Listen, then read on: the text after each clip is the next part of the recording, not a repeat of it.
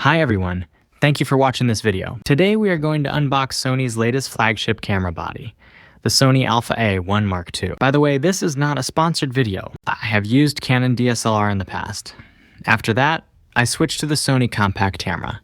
I am using Sony RX100 Mark VII to make this video. I have always been using APS-C or 1-inch sensor camera. I always wanted a full-frame camera and hopefully one day can own a dream camera. After researching all the Sony's lineup of different models, I decided to take the plunge and make the investment to fulfill the bucket list of my life to get the Sony Alpha 1 Mark II. After testing the lens in the shop, I decided to get the versatile 24mm to 70mm f 2.8 G Master 2 lens instead of the 28mm to 70mm f2 lens.